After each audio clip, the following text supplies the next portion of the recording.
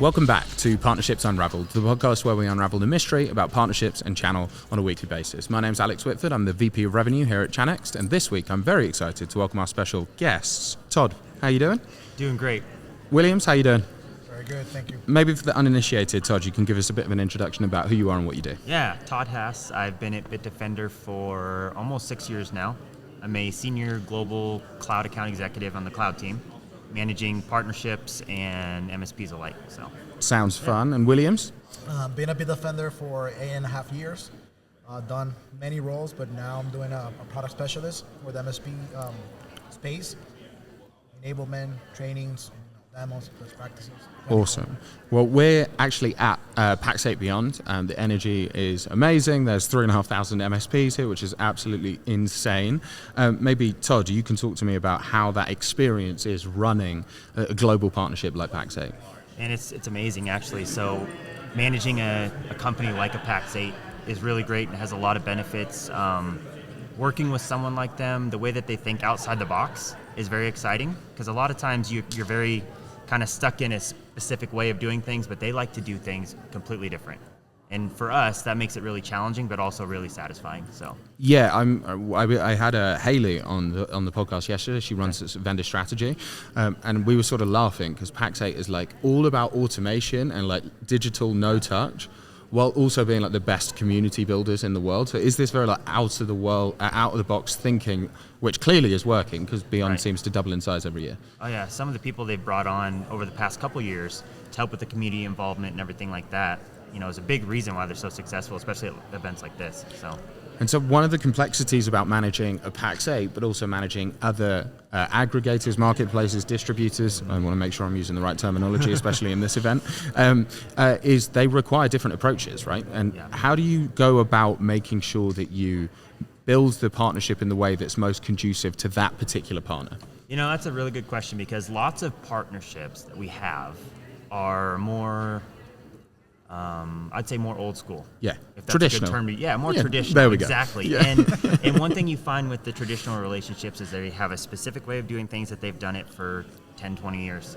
Pax8, they're so new school, like they're more refreshed in today's market that, if I showed up to a Pax8 event in a suit and a tie, it'd be fine, but you're much more going to be accepted if you're wearing you're more casual clothes, you're more yourself.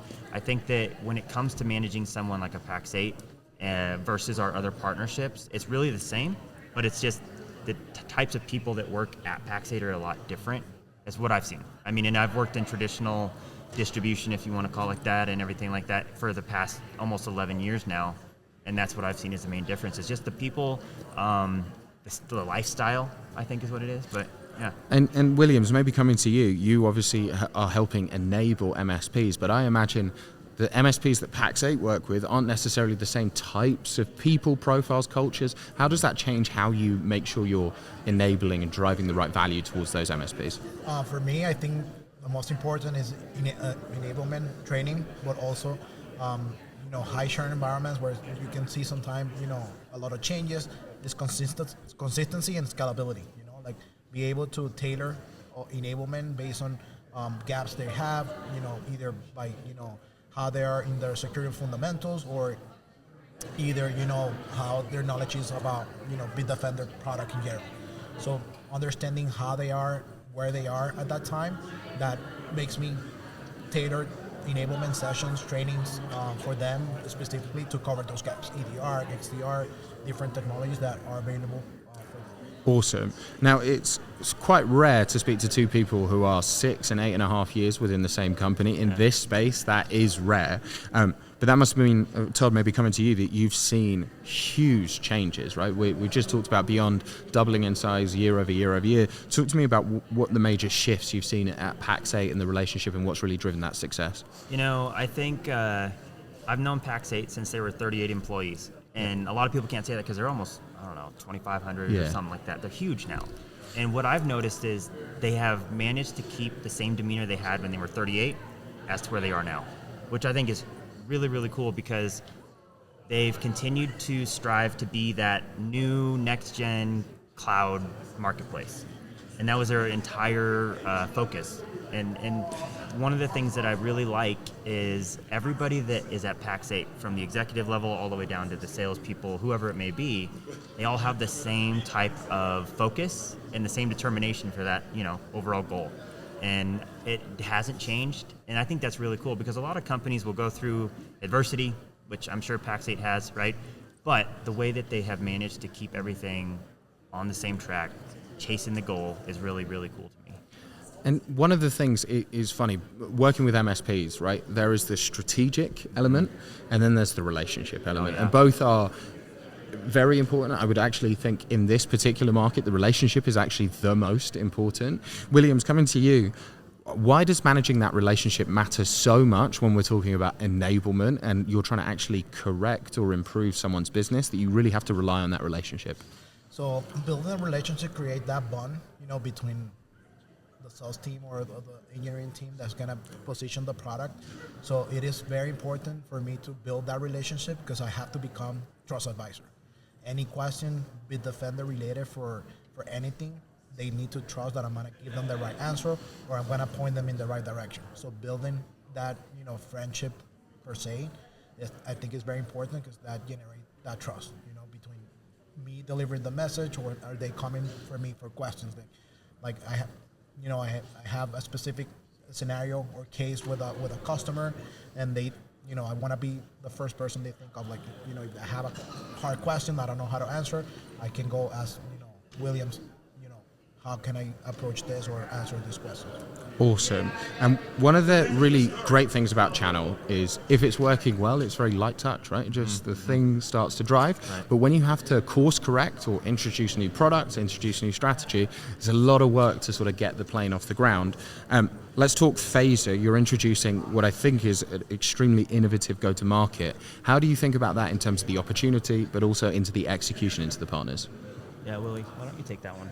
So, Phaser, like you mentioned, is a new technology, innovation, and Bitdefender is well known for being an innovative company. So, we're focusing on living on the land type of attacks. Basically, tools that are genuinely operating system tools, like PowerShell, for example, that 96% of IT admins use that technology or use those protocols to run their day-to-day activities. What Phaser does is it reduces the attack surface by basically disabling those type of tools from users that don't really need to access the tool. They never access those tools. So automatically the solution can help IT administrators be sure that those type of attacks capabilities are going to be blocked for specific users. So enabling them, being in front of them ahead of time, letting them know, like, this is what we see in the market, like there's a huge spike of attacks because of this reason.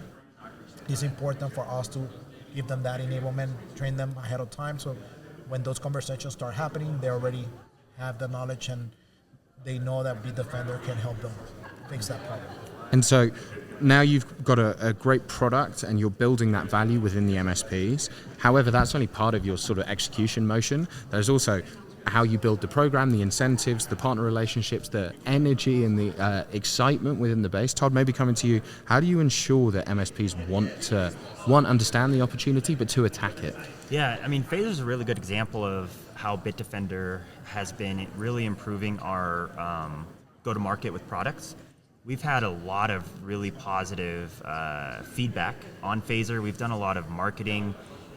It's really neat to see because I see Bitdefender as a company really putting a lot of effort into this product launch and the launches we have coming down the road. But we're doing a really good job pointing that marketing towards the MSP, towards the person who's going to be consuming that product. And so building the awareness of what it is, why you need it, here's how it's going to help you, here's how it's going to help you save money, resources, protection, before the product's even available. And then the partner's just kind of waiting on the door, waiting for it to be available to consume it. So we've done a really good job with that. We have a lot of great marketing materials out there. But yeah. So a lot of our audience, they'll have got a good program, they'll have a good product, but they won't have the level of sort of relationship and buy-in that you guys have managed to build with Pax8. Talk to me about if someone wanted to build that relationship and build that strategy and really drive that execution within Pax8, what would the advice be? where would you get them to start?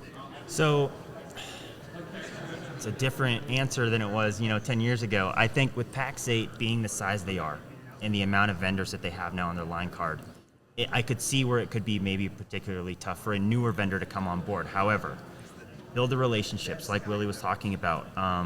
Those relationships in the industry, specifically with Pax8 as we're talking, are so important, because if you don't have the relationships, you really don't have your key in the door, right? And I think you can have the best product on the market, but if someone at Pax8, in this case, isn't aware of who you are, it's going to be hard.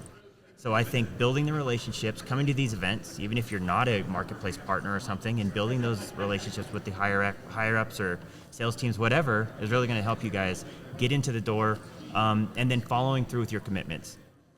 I think if you tell them one thing and you provide, X, Y, Z to your products or solutions, and you fall short on that, it's going to hurt you. So I think following through with your commitments, meeting your timelines, helping them do everything they can, better is going to help you in the long run.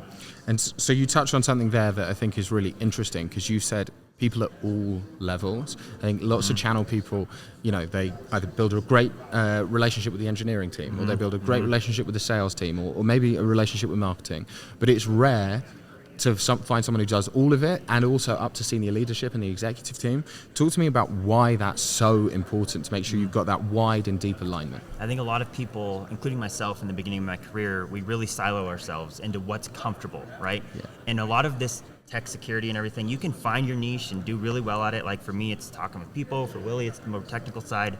But if we can stretch our abilities and learn more about the technical side, for me, talking to executives who are above my, my title personally, but I think a lot of that has to do with building the overall relationship. You can build a relationship with the people who are your peers at that company, or you can build a relationship with the company. And I think that's the biggest takeaway, is making sure that you're reaching as many people as you can. And you want to be known as, it's Todd from Bitdefender, right? You don't want to just be known to a couple people. So. Yeah, and I think maybe, Willie, coming to you, you obviously have to do some of that into Pax8, but you also have to do it into the MSPs. Talk to me about why building that cross-functional alignment is so important to continued success or problem solving. Yeah, definitely goes back to the relationship. I think that's very important. I know we said the same thing over and over with relationships, but I think that's really the key. The key that is going to open that door to get there and be that trusted advisor. Different partners have, different ways of doing stuff. We always try to adjust to them, see what fits their environment better. And that's what I think makes us very, successful at what we do. It's like going back to Todd. It's not just knowing people in sales, but, I know people in sales. I know people in the technical roles. I know people in, higher level titles, like Todd mentioned. So it's like being known, maybe I don't know the question for something in sales, but I can help them get that question answered. So that's for me key. That's a perfect example. You mentioned making sure you follow up on everything you say, right? It's really easy to make big commitments and get a lot of excitement, and then I've seen lots of people burn their channel career because suddenly they made all these commitments and weren't able to deliver on them. Why? Relationship is sort of half of it. The other half is trust. What has building that trust been like at Pax8, where you've consistently delivered, and what does that bring you as a result? That's one thing that I think Pax8 did really well for me at the beginning, was just accepting me with open arms. Even though I was brand new, I was as new as you could get in the tech space. I came from a banking career, so completely opposite. And they never judged me or perceived me to be something else. And it was always just, hey, welcome to the team. Here's how we do things. And it was just an introduction along the line of who's who. That was really beneficial for me, because I didn't have to really try to go outside of the box or anything, but I completely felt trusted right at the beginning. And so what I did is, once you receive that trust, you don't want to lose it, right? So you keep building it, and you season it to where, like Willie was mentioning, if they need something, we want them to think of Bitdefender first. We want to be top of mind. Awesome. Well, we put a lot of trust in our guests as well, because we always ask our current guest to recommend our next guest. Who did you have in mind? So there's a gentleman that we worked with for about 5 years at Bitdefender, and I worked with him for about 4 years prior. His name's Michael Reeves, and he is think his new title is like the Director senior of sales. director. Yeah, senior director of sales globally for 1Password. It's a great job title. Yeah. Awesome. Well, thank you so much for coming on and sharing your wisdom. It's been awesome. Yeah, thank you. Appreciate it. Thanks for having us.